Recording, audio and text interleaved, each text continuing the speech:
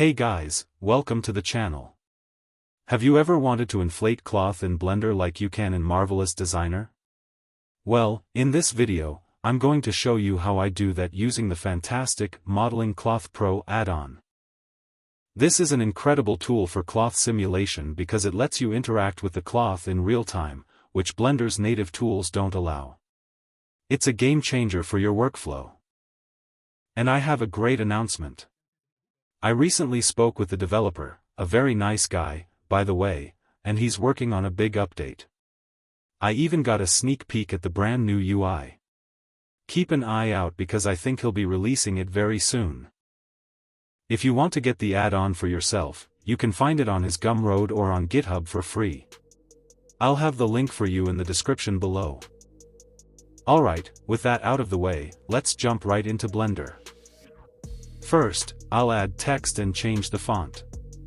Then, I will rotate it 90 degrees on the x-axis. You can choose any font that suits your personal style. I've spelled out the word poof because I think it looks interesting.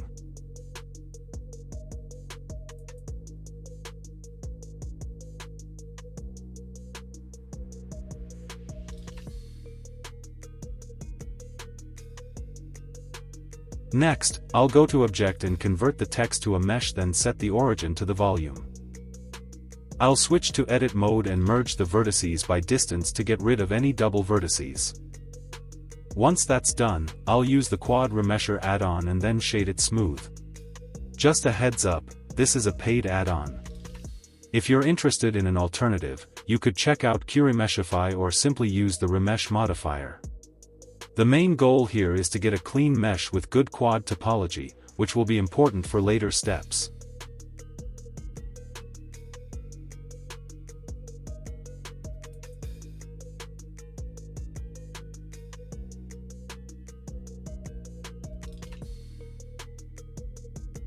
As you can see, I have screenshots of the settings I want to use.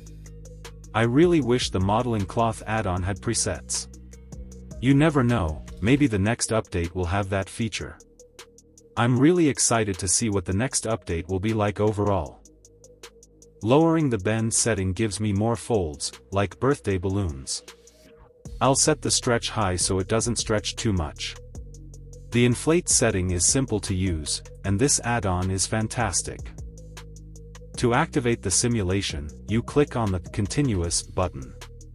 What really makes this add-on stand out is its ability to handle complex simulations.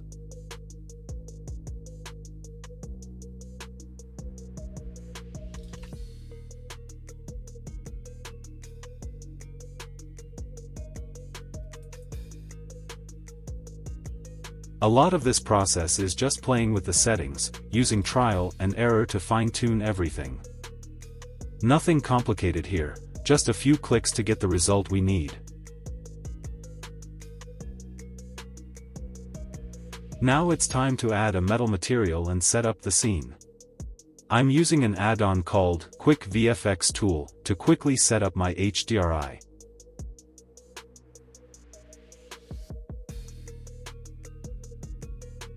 I'm adjusting the settings until I get a result that I like. The image itself is from Pexels.com, where I searched for abstract color.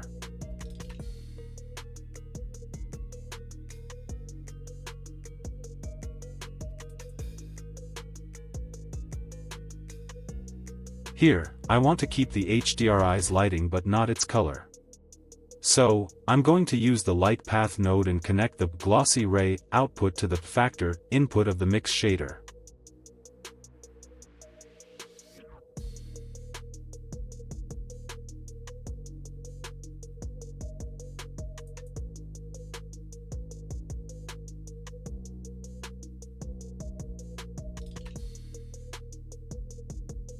I'm going to the compositor and adding a glare node, which I'll set to Simple Star.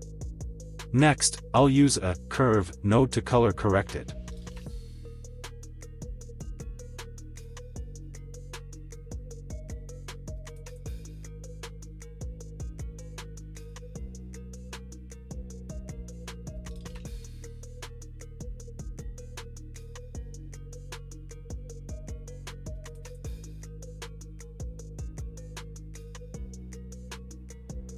And that's pretty much all there is to it for this tutorial. I genuinely hope this video was helpful for you and that you learned a few new tricks.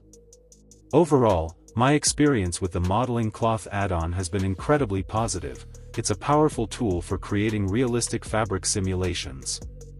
Before you go, here are a few additional renders of a t-shirt design I made using the add-on, just to give you an idea of what's possible. Thanks so much for watching, and take care.